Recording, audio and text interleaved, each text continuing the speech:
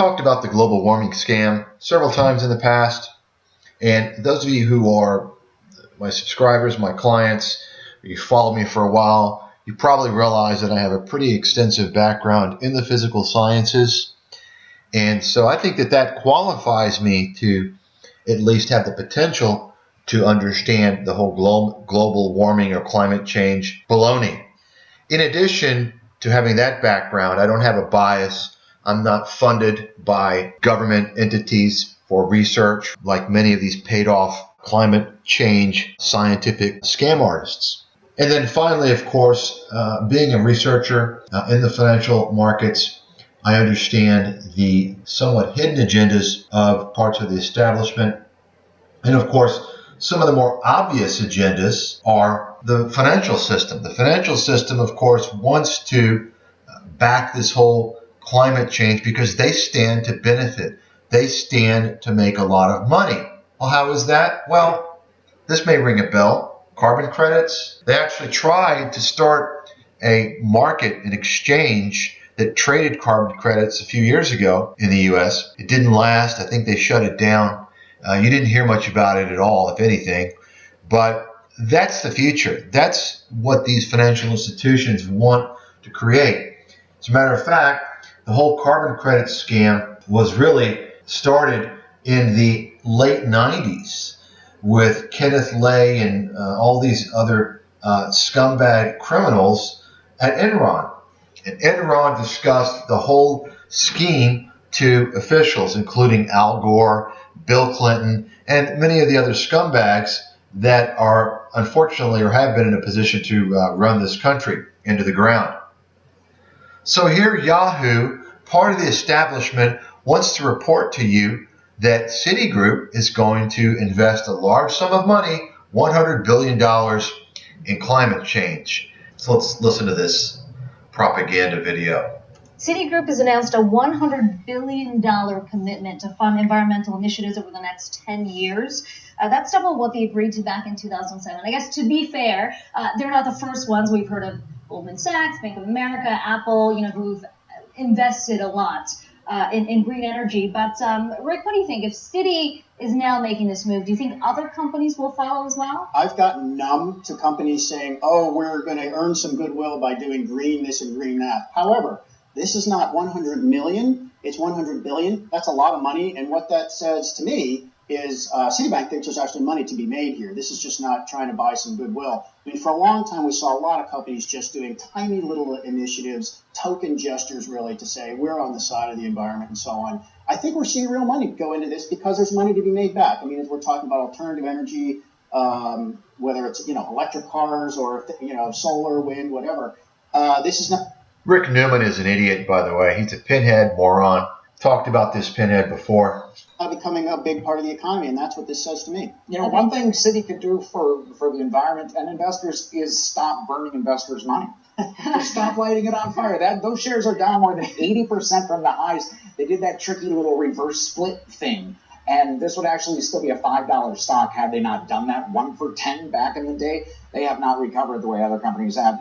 Charity is great. It begins at home, and giving $100 billion for climate change, I don't know that that's well, really. They need to. That's not they need to make a persuasive case that they're not giving it, that they're investing it, and that's the point. Yeah, let's see what the return is. Their bank is right. They need to do better banking, and that would help. If Citigroup was a large sponsor to Yahoo, paid for a lot of ads, guarantee you they wouldn't have this article. Because the fact of the matter is, and I talked about this several years ago, during the financial crisis and thereafter, that Citigroup was going to have to be sliced up. Many of its business units sold off because they were in deep trouble. And I'm talking about even after the bailouts, still potential bankruptcy. And they've sold off a lot of their business units since that time. Bank of America really wasn't in much better shape. Of course, you don't hear them talk about Bank of America because who sponsors this Yahoo Finance? Well, Bank of America, right? Merrill Lynch, Bank of America. But he talks about, they're a bank. They need to stop burning investors' money. Of course, he's talking about the stockholders of Citigroup. Well, how about the banks stop burning people's money. We don't need private banking companies at all. The government can fulfill the role of banker.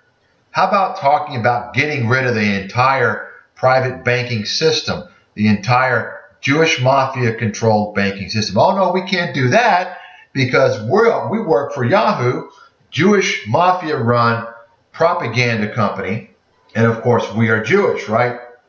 All three of those individuals speaking are Jewish. Newman, Mackey, and the lady wearing the safety goggles. And I've mentioned this before on this so-called climate change. It is man-made. The idea, the theory is man-made. It's not true. I've talked about the fact that emissions are a problem and have been for decades. There's no doubt about it. This is what's strange to me. No one talks about a few things. First of all, the emissions from fossil fuel combustion is causing a lot of health problems around the world. Not only in the US, not only in LA, but go to Southeast Asia, go to China, and you'll see this. Big problem with fossil fuel combustion. It is causing respiratory problems, respiratory illness, and many of these illnesses are chronic in nature, which means they're not reversible, and they end up causing other disease states. This is a huge health problem, costing billions and billions, if not trillions of dollars down the road. This is not being addressed. This is the main problem. The second point is that if climate change was truly real, right, and of course we're coming this year, 2015 is arguably one of the most severe winters we've had in decades, right? The most severe, probably more severe than the winter in the, I believe, late 70s, 78 or so. Yet you don't hear anything about that from the climate change folks, right? How about last year? Pretty bad as well. You always hear about a man-made problem, and of course the problem is always caused by the establishment. This is the theme, folks. And the solution is going to come from the establishment as well. You understand? So climate change, so-called climate change, if it were real, was caused by who? The establishment, corporations, right? The media, advertising firms, banks, all of these entities, and the government as well, all these entities pumping out all these products, brainwashing consumers with their media and propaganda and PR campaigns and ad campaigns to buy this, buy that, you need this, this is great, oh yeah, buy. And then the banks extending credit for people to borrow money to purchase a bunch of baloney, stuff that causes climate change, right?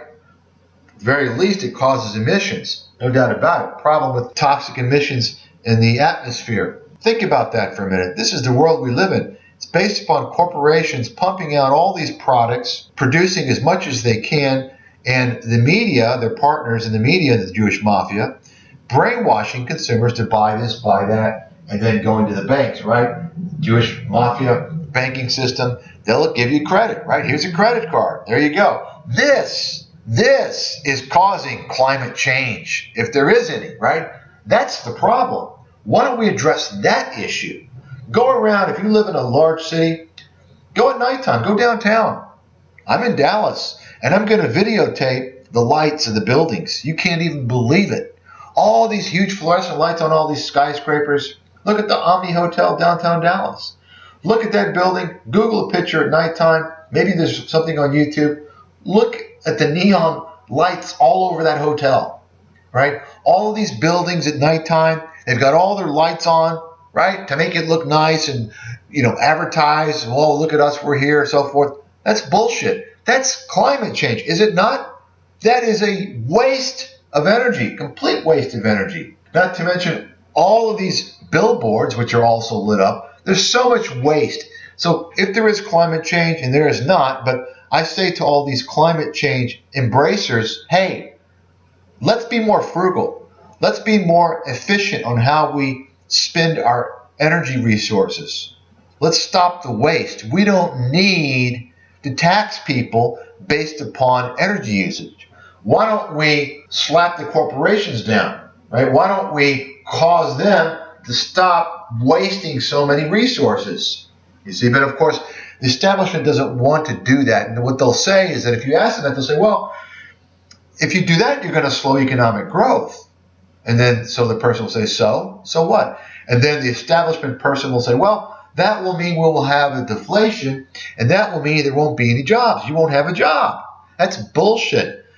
The reason why this whole kosher scam is going on is because, and that's the kosher scam is, of course, the whole inflation that's produced by the Jewish mafia banking system, and all that feeds into the corporations, all this consumer gluttonous behavior. The reason why is because they want to leverage human capital. They want to leverage resources, and they want to do that to extract maximal profit. And the profit goes to the people who own the companies, the corporations, right? The shareholders, the big guys who own not 100 or 1,000 or 2,000 shares. They own millions of shares. What happens is that this all creates economic bubbles. And once the bubble implodes, they get to keep their money. They made all their money, and sometimes they even get bailed out. Meanwhile, the consumer gets screwed. The investor gets screwed. You understand how it works, folks. This is a kosher scam. I'll go into this scam in more detail in the future, but I want you to understand the big picture here. How climate change or the climate change claims fit into the grand scheme of things. Of course, if you don't believe in climate change, you're called a climate change denier, similar to a Holocaust denier. Understand the psychology there, folks. Wake up. Stop being manipulated and brainwashed by the establishment. The establishment wants to encourage you to buy a new car every 3 years, every 4 years, or lease a car, right? Flip to another car. Buy a new cell phone every year, right? Get the latest model. This, that, and the other thing. And of course, the corporations love this because they're designing products that don't even last long anymore, right? Matter of fact, a lot of the cell phones now, you can't really keep them beyond a couple of years because the batteries die, right? So this, of course, creates a greater need for more production, right? And the corporations love this. They get to sell more. Go to Southeast Asia and see how they're handling the so-called climate change. They actually conserve energy. Go to the hotels in many parts of Southeast Asia. When you leave the hotel room, you pull your key out of the wall, and it turns off the power so that there's no power in the room while you're gone. When you come back, put the key in the slot in the room on the side of the wall, and the power comes on. This conserves energy. Do you see that in America? Hell no. Why? Because the utilities companies don't want you to trim back on your consumption of power, right? Because that's going to hurt their profits. Why don't you hear about that? Folks, if there is climate change, and I claim that there is not, but let's assume that there is, the fact is that corporations could stop it by being more frugal, being more efficient in how they produce and deliver and distribute goods and services, and keeping the media off of the scene from brainwashing people to buy this and buy that. This is the reality. This is the reality. Okay? At the very least, we do need to fix the emissions problem that's being created by fossil fuel combustion.